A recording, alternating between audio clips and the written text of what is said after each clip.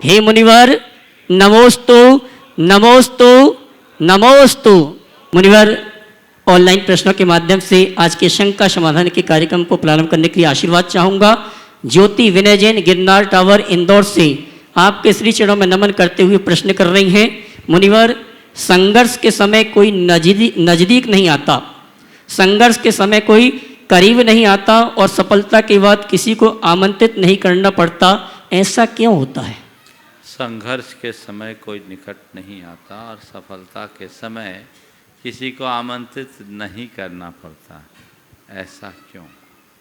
मैं समझता हूँ संघर्ष के समय ऐसा बिल्कुल अच्छा है, होना ही चाहिए। अगर लोग संघर्ष के समय निकट आ जाए तो संघर्ष रहेगा कैसे? ये तो स्वयं को मजबूत बनाने का एक आधार है। आपने देखा एक बीज जब अंकुरित होता है, धरती में उस बीज को बोया जाता है, उसमें अंकुर होता है, उसे कितना संघर्ष करना पड़ता है। वो अंकुर फूट कर धरती को फोड़ कर बाहर निकलता है। उस संघर्ष में उसका अस्तित्व में मिटता है, एकाकी जूझता है। लेकिन वही बीज जब वृक्ष के रूप में विकसित हो जाता है तो एक बीज नहीं, लाखों लाख बीज उसमें हो जाते हैं, एक विशाल वृक्ष का रूप धारण कर लेता है। तो ये जीवन के विकास की वास्तविकता है। अगर बीज के साथ और भी बीज पड़ जाए तो किसी भी किसान से पूछ लो, फसल तैयार नहीं होगी। जब बीजों को बोया जाता है तो एक गैप रहता है, उस क्रम से क्यारी बना बना करके बीजों को बोया जाता है। एक जगह इकट्ठे होंगे तो उन्नति नहीं होगी। जो लोग संघर्ष की घड़ी में साथ खोजते हैं वे कभी सफल नहीं होते, और जो अकेले संघर्ष में करने का जज्बा रखते हैं वे कभी विफल नहीं होते। तो कभी किसी का साथ मत खोजिए, संघर्ष कीजिए, सतत चलते रहिए।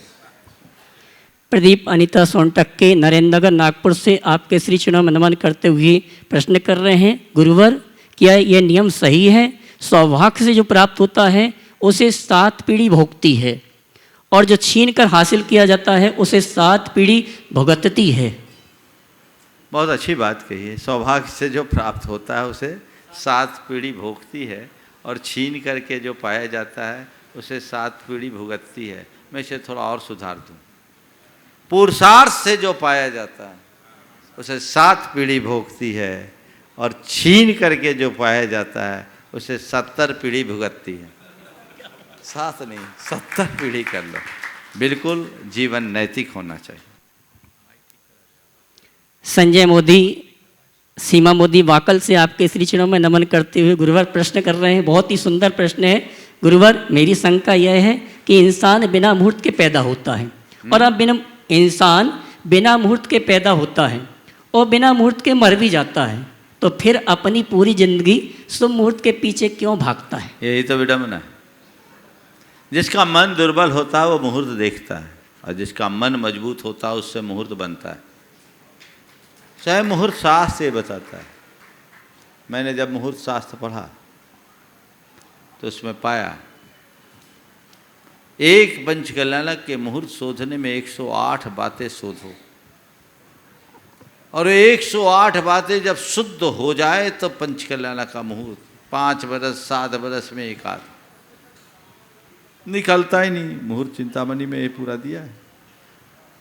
अब नहीं है तो क्या करें? तो उसमें लिखा ऐसा करो, नेगेटिव ना हो, बाकी कर दो। चलो ठीक है, अब नेगेटिव भी आ रहे हैं और काम करना जरूरी है।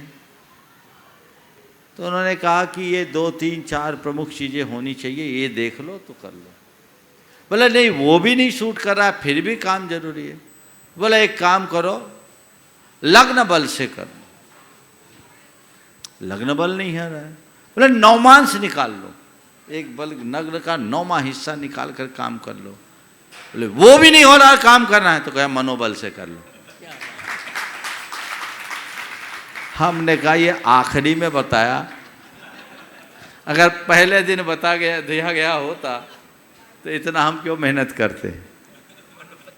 और मैं समझता हूँ मनोबल से बड़ा कोई मुहूर्त नहीं है। जिनका मनोबल ऊंचा होता है उन्हें मुहूर्त देखने की ज़रूरत नहीं पड़ती, लेकिन जिनका मनोबल कमज़ोर होता है बड़े बहमी होते हैं, उन्हें मुहूर्त देखना पड़ता है। और वाकई में मनोबल कमज़ोर है तो मुहूर्त देखना चाहिए, क्योंकि इससे भावधारा बढ़ जाए। मैंने अच्छे मुहूर्त में काम किया, मेरे लिए अच्छा मुहूर्त निकाला, आप सफल होंगे, ये कॉन्फिडेंस लेवल को बढ़ा देता है। लेकिन जिसका पहले से ही कॉन्फिडेंस लेवल बढ़ा हुआ उसको क्या जरूरत। बड़े लोग ऐसा कुछ नहीं करते। अशोक जी पार्टी ने अपने एक्सपांसन किया जो वंडर मार्बल का, श्राद्ध के दिनों में उसका बटन दबाया, पहले ही दिन, एकम के दिन, समझ गए, और बढ़िया चल। तो ये चीज़ें हैं, मानो तो है और मन मजबूत है तो इनकी कोई ज़रूरत नहीं। एलोरा महाराष्ट्र से जयश्री जयचंद पाटनी आपके श्री चरणों में नमन करते हुए प्रश्न कर रहे हैं। गुरुवर, महत्व इंसान का नहीं, इंसान के अच्छे स्वभाव का होता है। कोई व्यक्ति एक पल में दिल जीत लेता है तो कोई साल भर साथ रहकर अभी दिल जीत नहीं पाता। तो महाराज जी, मेरा प्रश्न ये है कि परिवार के सभी सदस्य के अनुरूप अपना आचरण कैसे रखें ताकि उनका दिल जीत सके।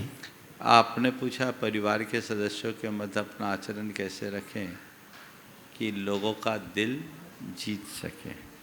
एक बार यही सवाल किसी ने कहा था, महाराज कुछ लोग दिल में उतर जाते हैं, कुछ दिल से उतर जाते हैं।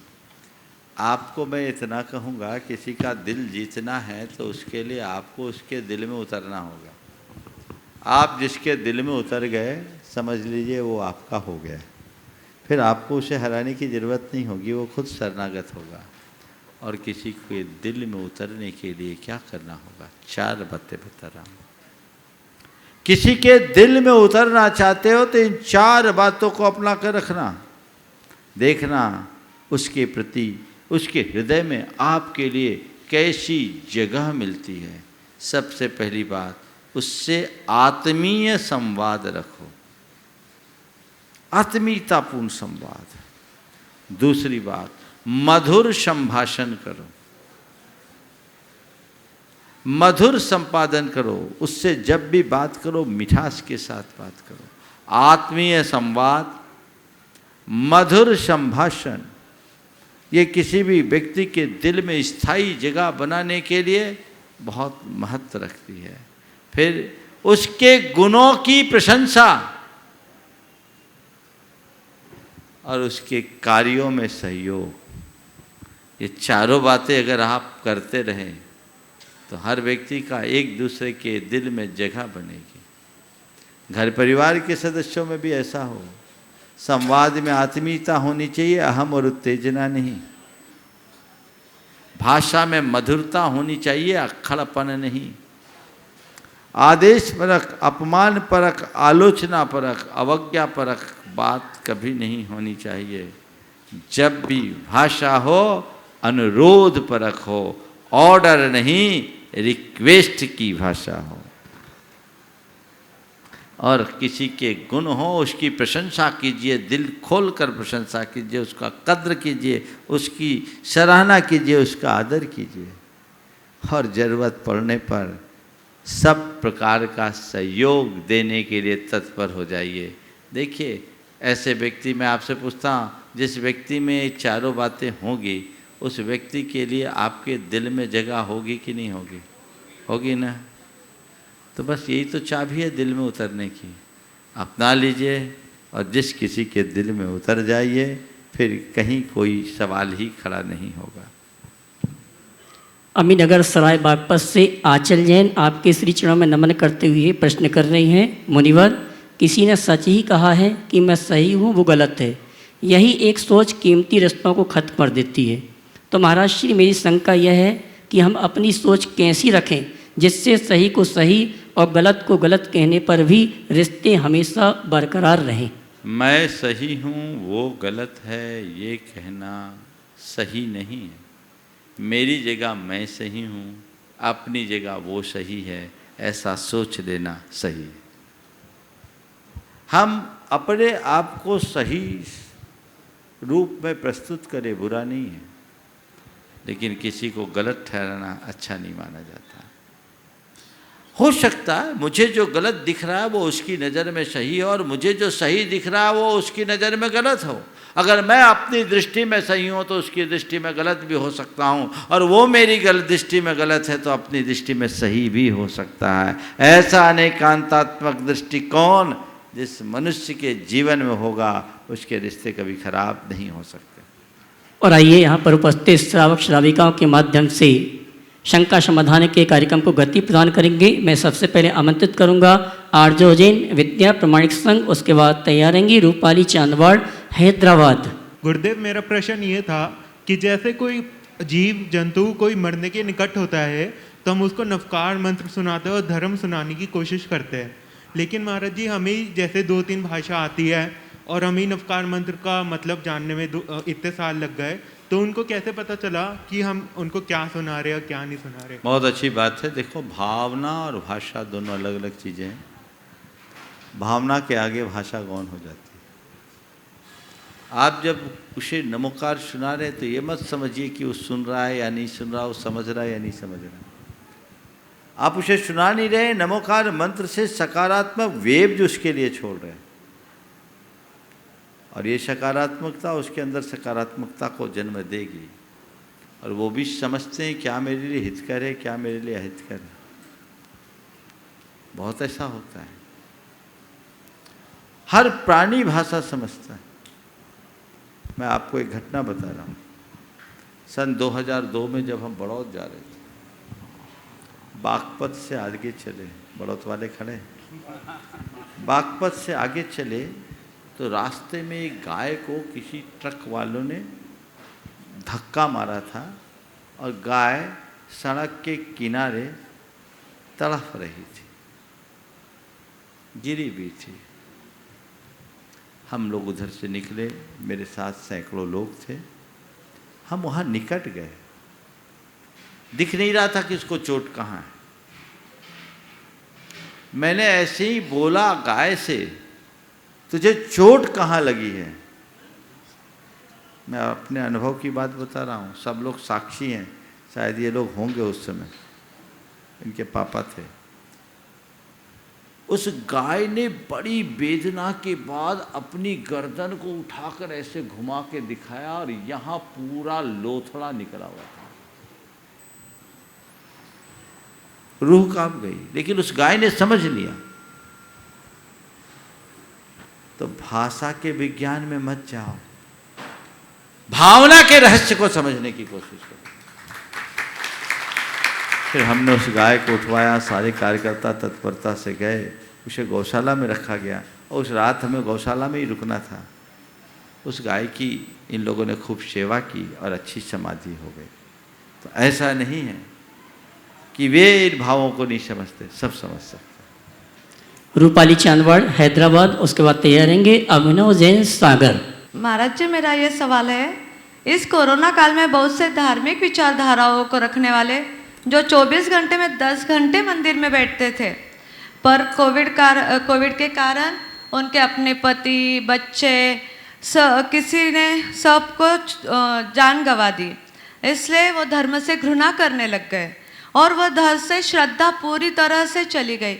मुझे ये कहना है कि उनको धर्म के बारे में फिर से धर्म करने लगे, यह संबोधन करना है आप। देखिए, अगर वो सुन रहे हों तो जरूर उन पर असर पड़ेगा। सबसे पहली बात ये समझना चाहिए कि इस तरह की महामारियों का संबंध धर्म अधर्म से नहीं। जहर तो जहर है, जो उसको पिएगा वो मरेगा, चाहे धर्मी हो या अधर्मी। महामारी में कोरोना एक विषाणु के रूप में, वायरस के रूप में प्रकट हुआ। जो उसके चपेट में आया वो निपट गया, जो बच गया सो बच गया। धर्मी पर इस तरह का असर नहीं पड़ता, ये कथन भ्रांत है। धर्मी भी इससे प्रभावित होते हैं। हाँ, केवल इतना होता है कि अधर्मी जन ऐसी परिस्थितियों में विचलित हो जाते हैं और धर्मी व्यक्ति ऐसी परिस्थितियों का डटकर सामना करता है, अविचलित रहता है। जो लोग ये सोचते हैं कि धर्म करने से क्या फायदा, उन्हें समझना चाहिए कि अकाल मृत्यु किसी की भी हो सकती है। हमारे शास्त्रों में प्रत्येक तीर्थंकर के तीर्थ काल में 10 अंतकृत केवली और 10 अनुत्तरोपवादिक की चर्चा आती है। द्वादशांग का नाम आपने सुना होगा। तो अंतकृत दशांक और अनुत्तरोपादिक दशांक ये 2 अलग अलग अंग है द्वादशांग में, समझ गए? उनमें किनका वर्णन है? उनमें वर्णन है कि प्रत्येक तीर्थंकर के तीर्थ काल में 10 महामुनि ऐसे होते हैं जिनके जीवन में दारुण उपसर्ग, दारुण यानी ऐसा कि जिसका निवारण असंभव है, प्राण घातक उपसर्ग होता है। और न केवल प्राण घातक, बहुत कष्टों के साथ प्राणघात करने वाला, उसमें उनकी पूरी आयु छीन हो जाती। पर उस घड़ी में भी वो अपनी क्षमता के बल पर ध्यान में लीन होते हैं और केवल ज्ञान प्राप्त कर लेते हैं और मोक्ष चले जाते हैं। उन्हें अंतकृत केवली कहा जाता है। ये चौथे काल में होते, पंचम काल में नहीं। हर तीर्थंकर के तीर्थ काल में मुनि जिनने केवल धर्म ध्यान किया, पाप तो किया ही नहीं। और ऐसे ही 10 मुनिराज ऐसे होते हैं जिन्हें अनुत्तरोपादिक 10 कहा जाता है। वे 10 मुनिराज ऐसी इसी तरह के भयानक उपसर्गों को सहते हैं। और उन भयानक उपसर्गों को सहते हुए अपने परिणामों को निर्मल और पवित्र बनाकर वे अनुत्तर विमानों में उत्पन्न होते हैं और वहाँ से आके मोक्ष जाएंगे। कहने का मतलब, जब महामुनियों का जीवन भी इन सब से नहीं बच पाता तो हम तुम किस खेत की मूली हैं? ये तो हवा है, जिधर बह जाए सो बह जाए और जो चपेट में आ जाए सो आ जाए। यह अकाल मृत्यु है। कोई ये कहे कि धर्मात्मा का एक्सीडेंट नहीं हो सकता, कोई कहे कि धर्मात्मा असमय में नहीं मर सकता, तो ये झूठ है। बस हाँ, फिर धर्म काहे को करे महाराज? अगर ये सोचते हो कि धर्म करेंगे तो नहीं मरेंगे तो धर्म करना बंद कर दो। धर्मी भी मरेगा, जाना तो सबको है। धर्म क्यों करे? मेरे संकट टल जाए इसलिए धर्म मत करो। अपने संकटों को टालने के लिए धर्म करना अज्ञानी का काम है। संकटों में अपने आप को संभाले रखने के लिए धर्म करना ज्ञानी की पहचान है। इसलिए धर्म मत करो कि मेरे संकट टल जाए, अपितु धर्म इस भाव से करो कि मैं संकटों में संभले रहूं। ये भाव रखोगे तो मन कभी विचलित नहीं होगा। ऐसे लोगों को इन बातों से विचलित होने की जगह अपनी स्थिरता बढ़ानी चाहिए और स्थिरता बढ़ाकर वैराग्य की वृद्धि करनी चाहिए। संसार की नश्वरता को पहचाननी चाहिए। संसार में जिस जीव का जैसा संयोग होना होता हो जाता, वो हो गया। अब जो बचा है उसे हम बचा लें, तभी हम अपने जीवन को सफल और सार्थक बना सकें। अभिनव जैन सागर, उसके बाद तैयार रहेंगी सौम्या जैन, आकृति जैन कटनी। हे स्वामी नमोस्तु। महाराज जी, 16 कारण भावनाओं में जो तृतीय भावना है शील वृत्तिश विनातिचार, और उत्तम 10 लक्षण धर्म में जो 10वां धर्म है उत्तम ब्रह्मचर्य धर्म, इन दोनों में क्या अंतर है? और महाराज जी, जब आज के समय में मतलब चारों तरफ विषय भोग उपलब्ध रहते हैं, वैसे भोग की सामग्री, तो हम युवा अपनी उस ऊर्जा को कुशील पाप से बचा के संयम मजबूत करने में कैसे लगाएं महाराज जी, मार्गदर्शन प्रदान कीजिए। नमोस्तु बहुत महाराज। अच्छा सवाल किया। शील व्रतेष्वनतिचार यानी अपने शील और व्रतों का निरतिचार पालन करना। व्रत जो हम पापों को त्यागते हैं और व्रतों की रक्षा के लिए जो कुछ भी उपाय होते हैं उसको शील बोलते हैं। विरतेर व्रतम और बद परिरक्षणम शीलम, जिससे व्रतों की रक्षा हो शील। तो हम शील रूप नियमों का पालन करते हैं, वो मेरे सुरक्षित हों, वो निरतिचार हो, मेरे व्रत निर्दोष हो, ये भावना रखना निरतिचार शील और व्रत है, जिसे शील व्रतेष्वनतिचारो शब्द से कहा गया। और ब्रह्मचर्य व्रत शील रूप व्रत के पालन के लिए है। वहाँ शील व्रत के रूप में ब्रह्मचर्य व्रत को कहा जाता है।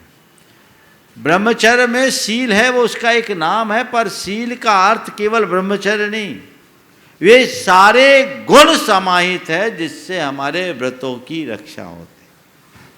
अगर गृहस्थों की बात करें तो उनके लिए 7 शील व्रत हैं, 3 गुण व्रत, 4 शिक्षा व्रत, है ना। मुनियों के लिए बोले तो 18,000 शील है। कितने शील हैं? जो केवल ज्ञानी के जीवन में प्रकट होते हैं, समझ गए। तो ये अलग अलग व्यवस्थाएं हैं। तुमने बहुत अच्छी बात की। आज की इस चकाचौंध की दुनिया में हम अपने शील व्रतों का पालन कैसे करें? कुछ नहीं करना। अपनी मर्यादाओं को सुरक्षित रखने के लिए संकल्पित हो जाओ और दृष्टि में पवित्रता ले आओ। आपके शील व्रत अपने आप पल जाएंगे। मुझसे एक बार तुम्हारे ही जैसा कोई युवक आया, उसने एक सवाल किया। 20 बरस पुराना सवाल है, जब मेरे भी काले बाल थे। उसने कहा, महाराज जी आप देखता हूँ बहुत हर समय आप महिलाओं से घिरे रहते हैं और आपका ये दिगंबर रूप है, सबसे मिलते जुलते हैं, बातें करते हैं, आपके मन में कोई विकार नहीं आता? आपके मन में कोई विकार नहीं आता? मैंने कहा ये बता, तुम्हारी कोई बहन है? बोले है। माँ है? बोले है। मैंने कहा जब तुम अपनी माँ या बहन से कभी अकेले में मिलते हो? मिलता हूँ। तो जब तुम अपनी माँ या बहन से अकेले में मिलते हो तुम्हारे मन में कोई विकार आता है? बोले नहीं महाराज, उस समय तो दृष्टि दूसरी हो जाती है। मैंने पूछा जब कभी तुम अपनी माँ या बहन से अकेले में मिलते हो तो तुम्हारे मन में कोई विकार आता है? महाराज उस समय तो दृष्टि ही दूसरी हो जाती है। तब मैंने कहा बस यही हमारे जीवन का रहस्य। तुम्हारी कोई एक माँ है, तुम्हारी कोई एक बहन है, मेरी आंखों में हर स्त्री माँ और बहन है। बस इसी आंखों की पवित्रता का नाम यौन संयम है, यौन सदाचार है, यही ब्रह्मचर्य है। अपने भीतर वो दृष्टि उद्घाटित कर लो, जीवन धन्य होगा। और संकल्पित हो जाओ कि ये मेरे जीवन की लक्ष्मण रेखा है। मैं विवाह पूर्व और विवाहेतर संबंधों की तरफ कभी सोचूंगा भी नहीं। बस ये एक सीमा रेखा मनुष्य खींच ले तो जीवन में किसी भी प्रकार की विसंगति प्रकट नहीं हो। आकृति जैन, सौम्या जैन कटनी, उसके बाद नयन जैन ललितपुर अपने साथियों के साथ। गुरुवर के चरणों में बारंबार नमोस्तु नमोस्तु नमोस्तु। गुरुदेव, जीवन में आगे बढ़ने के लिए हमें लोगों से कंपटीशन करना पड़ता है। वो कंपटीशन आगे जाके जेलसी में बदल जाता है। तो बिना इस चीज़ के हम आगे कैसे बढ़ सकते हैं, स्पेशली करियर की फील्ड पे? देखिए आज का जो दौर है वो कुछ ऐसा ही बन गया है। शुरू से ये बात बिठा दी जाती है हम कॉम्पिटिटिव स्टडी कर रहे हैं, है ना। तो ये सोच गलत है। प्रतियोगी परीक्षाओं में जब भाग लेंगे तो प्रतियोगिता का भाव ही आएगा। कायदे से हमें प्रतियोगी नहीं कदाचित प्रतिस्पर्धी बन जाना चाहिए। प्रतिस्पर्धा बुरी चीज नहीं है, प्रतियोगिता बुरी चीज है। प्रतिस्पर्धा और प्रतियोगिता में क्या अंतर है? मैं सबसे आगे निकलूं, मैं सबको पीछे छोड़ूं, ये प्रतियोगिता है। और प्रतिस्पर्धा, मैं उसकी तरह मैं भी आगे बढ़ूं, इसका नाम प्रतिस्पर्धा। प्रतियोगिता नकारात्मकता की ओर ले जाती है, जो मन में ईर्ष्या उत्पन्न करती है। पर प्रतिस्पर्धा एक प्रेरणा भी जगाती है। जैसे कोई व्यक्ति किसी सफल व्यक्ति को देखा, उस सफल व्यक्ति को देखकर दो तरह की प्रतिक्रिया आ सकती है। पहली प्रतिक्रिया जो ज़्यादातर लोगों में होती है, अरे ये इतना सफल हो गया, कल तक तो बिल्कुल साइकिल पर घूमता था, आज बढ़िया लग्जरी कार लेके घूम रहा है। जिसकी कल तक कोई औकात नहीं थी, आज मेरे सामने ऐसा हो रहा है। अब मुझे इसे पीछे करना होगा और इसके लिए मुझे अब कुछ मेहनत करनी होगी।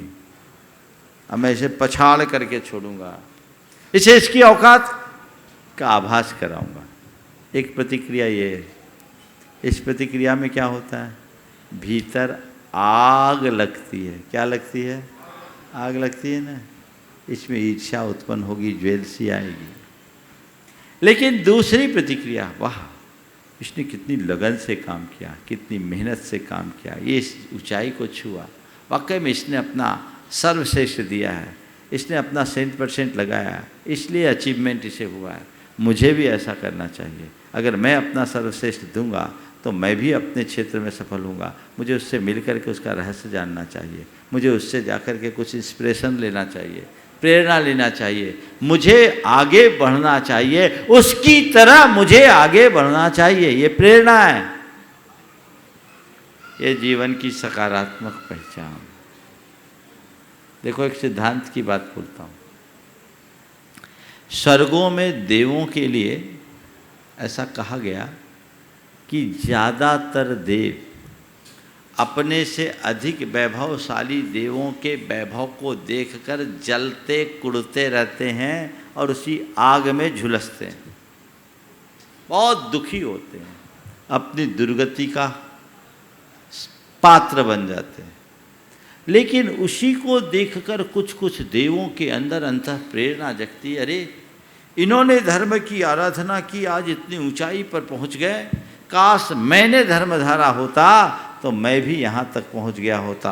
धिक्कार है मुझे जो मैं पापों में लगा रहा, धिक्कार है मुझे जो अधर्म में लगा रहा, मैंने अपनी आत्मा की पहचान नहीं की। अब मुझे इनकी राह पर चलकर सम्यक्त की राह पर चलना है, और उन्हें सम्यक दर्शन हो जाता है।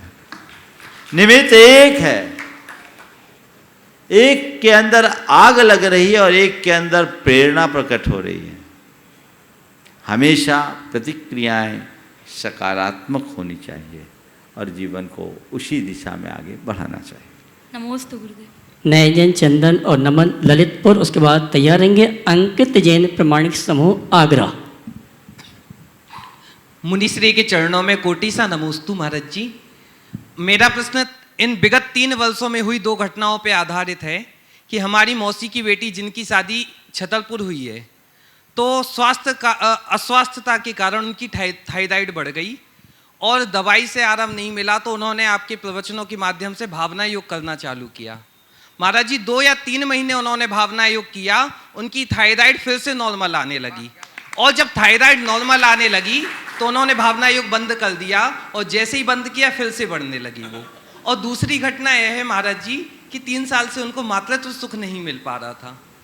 डॉक्टरों से इंदौर इत्यादि सब जगह डॉक्टरों के पास गई, वो रिपोर्ट सारी नॉर्मल आई, लेकिन बीमारी पकड़ में नहीं आ रही थी। 1 साल से महाराज जी उन्होंने नियमित तौर से भावना योग करना चालू किया और पूरे तन मन धन से भावना योग किया, जिसका परिणाम आज यह निकला कि उनको मातृत्व सुख की प्राप्ति हो गई, जिसे डॉक्टर भी एक चमत्कार कह रहे हैं। तो महाराज जी मैं यह जानना चाहता हूँ कि भावना योग हमारे जीवन में और किन किन श्रेष्ठताओं को प्राप्त करा सकता है? देखिए, बहुत अच्छी बात है और आज आपने अपनी बात शेयर की। बहुत बेहतर होगा कि कभी आपकी बहन जी आकर के खुद इस मंच से शेयर करे तो उसकी प्रामाणिकता और बढ़ जाएगी। जी महाराज जी। मैं हमेशा कहता हूँ भावना योग एक अभिनव प्रयोग है।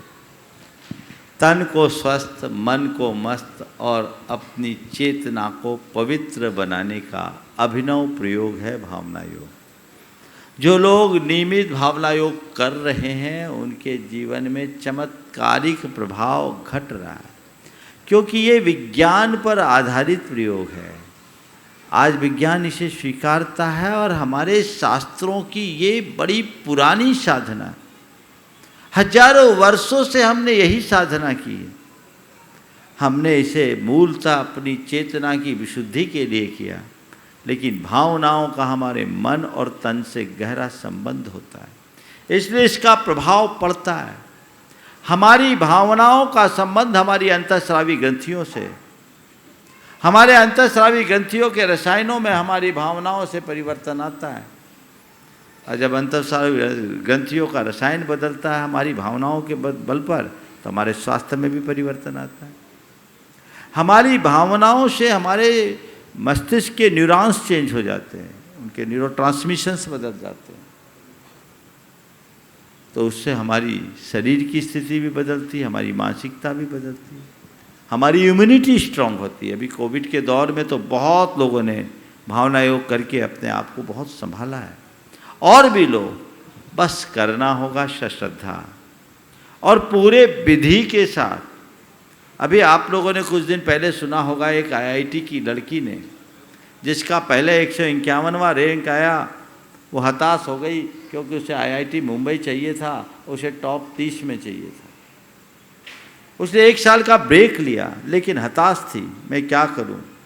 उसकी माँ ने उससे कहा तू भावना योग कर। देखो, आईआईटी की तैयारी करने वाली लड़की की माँ उससे कहती तू भावना योग कर, और उस लड़की ने फॉलो किया और डेली 2 टाइम भावना योग किया। उससे उसकी पढ़ने की क्षमता विकसित हुई, एकाग्रता विकसित हुई, और वो 25वें रैंक को प्राप्त कर ली और मुंबई में जाके एडमिशन हो गया। इसी मंच से उसने बोला, सबने सुना है। तो इनका प्रभाव पड़ता है। नियमित करेंगे जरूर अंतर होगा, हमारी भाव दशा बढ़ेगी। डिप्रेशन, एंजाइटी जैसी बीमारियों के शिकार लोग तो बहुत आराम से उससे बाहर आए। बहुत सारे लोग अनिद्रा के शिकार थे, उनकी निद्रा पूरी होने लगी, और अन्य अनेक प्रकार की जितने भी साइकोसोमेटिक डिजीज हैं, मनोकायिक बीमारियां, उसमें इनका बड़ा असर है। मैं भावना योग को स्वास्थ्य से कम जोड़ता हूँ।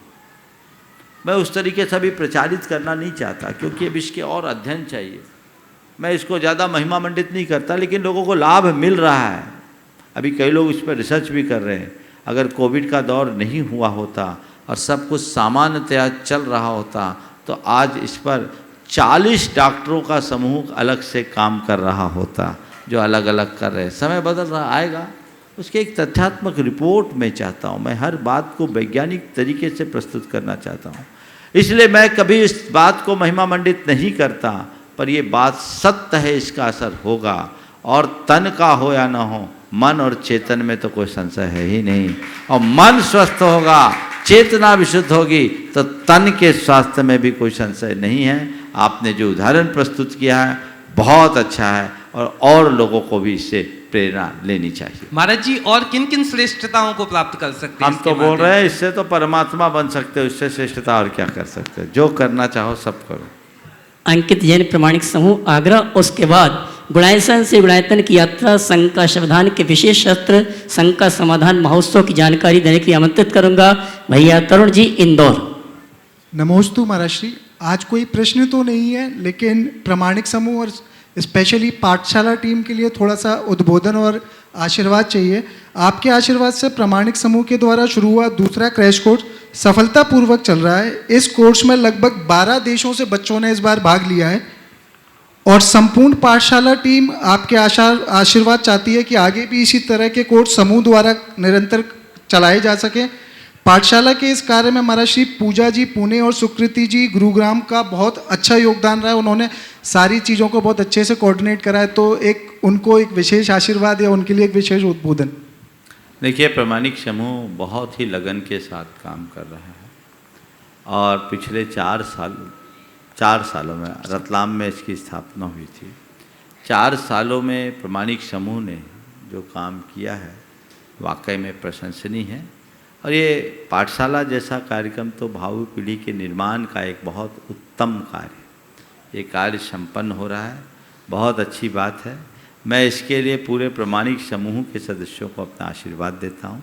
और आपने पूजा जी और सुकृति जी का नाम उल्लेख किया है, बहुत लगन के साथ लगी हैं, वे इसी लगन के साथ लगे रहे, ऐसा मैं आशीर्वाद देता हूँ। नमोस्तु महाराज। और आइए कल के सायंकालीन संघ का समाधान के विशेष सत्र संघ का समाधान महोत्सव की जानकारी देने के लिए आमंत्रित करूंगा भैया तरुण जी को। उसके बाद तैयार रहेंगे सुरेंद्र जी कटनेरा हैदराबाद अपने साथियों के साथ। बोलिए त्रिभुवन मोहिनी चंद प्रभु भगवान की, परम पूज्य संत शिरोमणि विश्व हित चिंतक आचार्य भगवान गुरुवर विद्यासागर जी महाराज की, परम पूज्य शंका समाधान प्रणेता मुनिवर श्री प्रमाण सागर जी महाराज की, परम पूज्य मुनिवर श्री अरहत सागर जी महाराज की, सम्मेद शिखर सिद्ध क्षेत्र की।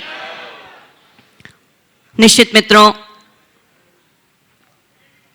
एक अनूठा उत्सव पलक पावने बिछा करके आपका इंतजार कर रहा है। और वो उत्सव क्या है? तो निश्चित शंका समाधान का उत्सव है। वो उत्सव जो मात्र उत्सव नहीं है, जीवन को महोत्सव बनाने का प्रेरणा पुंज तीर्थ है। किसी ने मुझसे पूछा कि शंका समाधान क्या है, तो मैं आपको सच बताऊं, शंका समाधान आनंद है। शंका समाधान आनंद महोत्सव है। शंका समाधान प्रेरणा स्तंभ है। और सच में विश्वास करना मेरी बात पर, शंका समाधान आत्म कल्याण का अनुपम उपहार है। कैसे है ये उपहार? तो पिछले 7 वर्ष आज अंतिम करवट बैठ रहे हैं, क्योंकि कल 8वां वर्ष प्रारंभ हो रहा है। और निश्चित 8 वर्ष और अंतर मुहूर्त के बाद ये जिनागम कहता है, जैन आचार्य कहते हैं, जैन मनीषी कहते हैं कि व्यक्ति सम्यक्त के उपार्जन के लिए तैयार हो जाता है।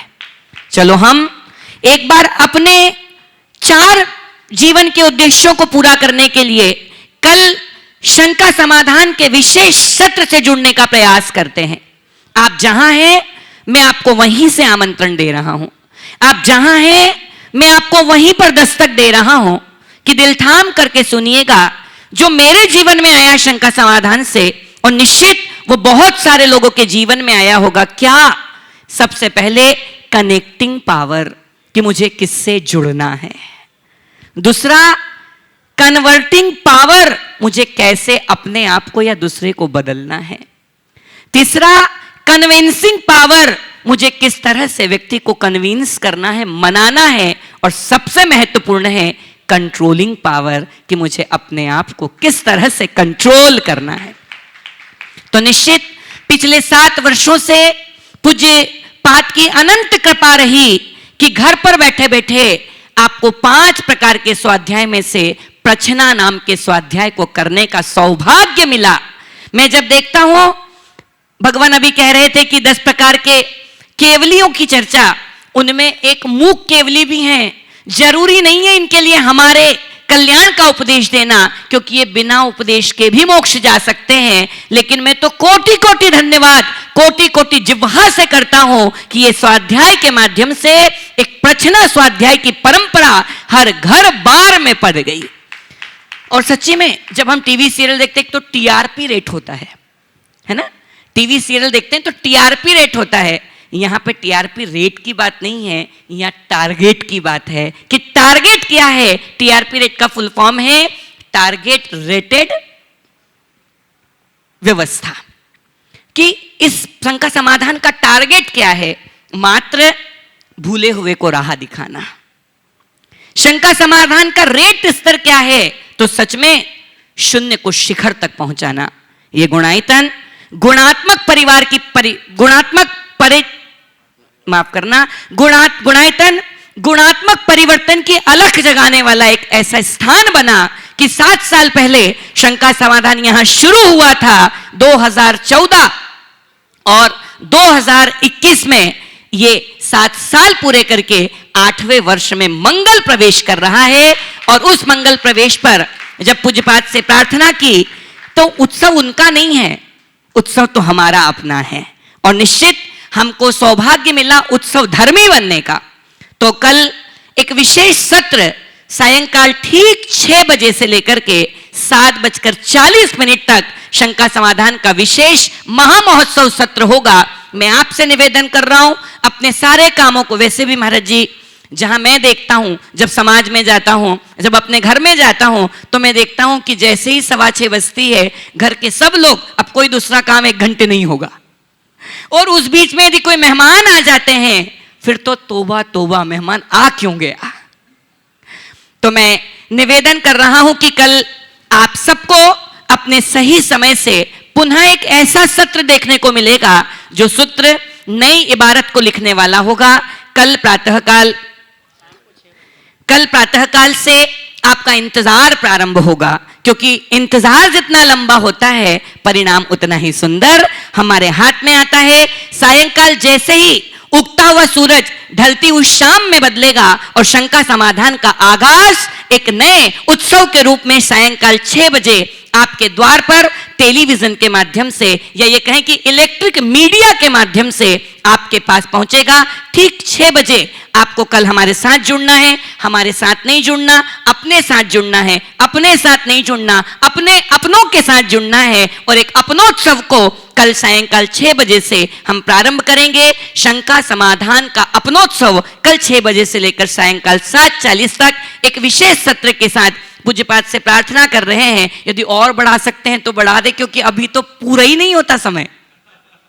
बहुत सारी बार तो शंका समाधान की चिट लेने वाले 1 दिन नहीं 4-4 दिन इंतजार करने के बाद भी बेचारे निराश होकर के चले जाते हैं। लेकिन बस हम तो इतना ही सोच लेते हैं कि जिसकी झोली में जितना होगा उसको उतना ही मिलने वाला है। तो पूरी तरह से पुनः एक बार प्रार्थना कि कल का उत्सव हमारे जीवन का महोत्सव बने। और वर्षगांठ है काहे की? भगवान तीर्थंकर महावीर के वचनों की वर्षगांठ है। वर्षगांठ है काहे की? उन केवली परमात्मा ने जो हमारे लिए उपदेश दिया है, धर्मोपदेश दिया है, उस उपदेश की वर्षगांठ है। निश्चित मानना 5 प्रकार के स्वाध्याय में से इसमें धर्मोपदेश भी हो जाता है, अनुप्रेक्षा भी हो जाता है, आमना भी बहुत सारी बार पल जाती है, प्रचना तो हो ही रही है। मतलब ईमानदारी से कल भगवान के दिव्य ध्वनि की 7वीं वर्षगांठ पूरी होकर के 8वीं शुरू हो रही है।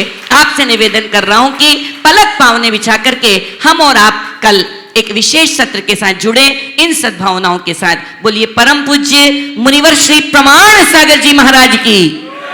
और मैं मुनिश्री से निवेदन कर रहा हूं कि भगवान, अभी ब्रह्मचारी तरुण जी के माध्यम से आपने वह सब सुन लिया जिसे आपको सुनना चाहिए था। शंका समाधान का कार्यक्रम आप सबको अच्छा लगता है कि नहीं लगता है?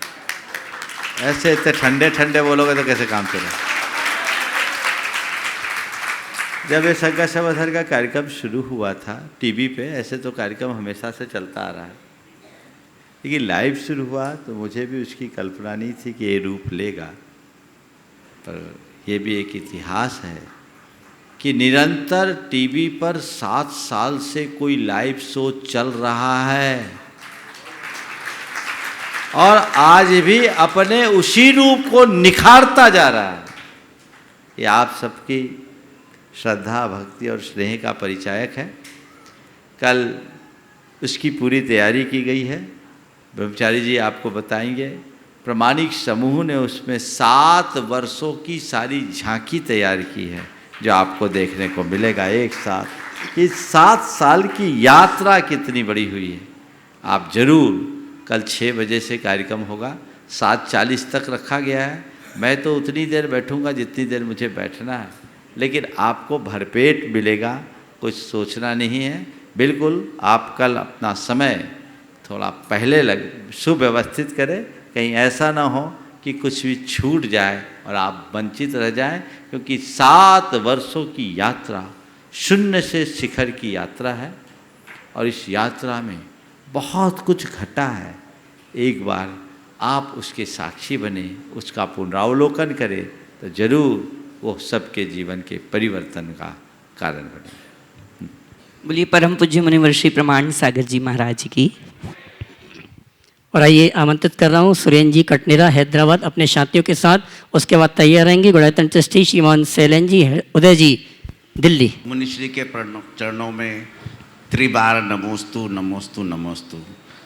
अच्छा महाराज जी, मेरा क्वेश्चन बहुत छोटा सा है कि अक्सर आजकल जो मंदिरों में प्रतिमा स्थापित होती है उसमें एक 9 देवताओं की प्रतिमा भी स्थापित हो जाती है धातु की बनी हुई, तो वो क्या वैदिक अभिषेक पीठिका पे रखकर उसको अभिषेक किया जा सकता है क्या? देखिए, प्रतिमा 9 देवता की उल्लेख आती है और उसमें क्या है, पंच परमिष्टि है, जिन धर्म, जिन आगम, जिन चैत्य और जिन चैत्यालय, ये हमारे पूज्य हैं। लेकिन अभिषेक तो अरहंत और सिद्ध की प्रतिमा का ही आता है। अब लोग साधुओं, आचार्यों, उपाध्यायों की, जिनवानी का भी अभिषेक करने लगे, सुसंगत प्रतीत नहीं। नमोस्तु महाराज। नमोस्तु। गुड़ायतन ट्रस्टी श्रीमान शैलेंद्र जी उदय जी दुबई निवासी दिल्ली। मेरे परिवार और मेरे तरफ से त्रिबार नमोस्तु महाराज जी। नमोस्तु नमोस्तु नमोस्तु। महाराज जी कहते हैं कि शब्द एक प्रकार का भोजन होता है, तो महाराज जी किस समय कैसा भोजन परोसना चाहिए कि सबको अच्छा लगे? बहुत अच्छा सवाल किया आपने। शब्द एक प्रकार का भोजन होता है और किस समय कैसा भोजन करें, परोसे कि सबको अच्छा लगे। बस भोजन के संबंध में 3 बातें ध्यान में रखी जाती है। वह जो हमारे लिए हितकारी हो, दूसरा सुस्वादु हो और प्रिय हो। समझ गए? तो हित मित प्रिय भोजन जैसे किया जाता है, इसी तरह हित मित प्रिय वचन होने चाहिए। यदि ये हो जाए तो हमारा जीवन धन्य होगा। हमें देखना चाहिए कि वो हमारे हित के लिए है कि नहीं, सामने वाले हित के लिए है कि नहीं। हम भोजन के संदर्भ में ये देखते कितना सूटेबल है, तो वचनों के संदर्भ में भी देखना चाहिए सूटेबल कितना है। फिर साथ में वो कितना टेस्टी है, तो उतना ही टेस्टी। और फिर कितना करना है, कितना भी टेस्टी भोजन है, ज़रूरत से ज़्यादा खा लो तो सूटेबल हो, टेस्टी हो और लिमिट में हो। हित मित प्रिय वचन ही हमारे जीवन के लिए उत्तमता देते हैं। समय आपका हो गया, यहीं पर विराम। बोलिए परम पूज्य आचार्य गुरुवर श्री विद्यासागर जी महाराज।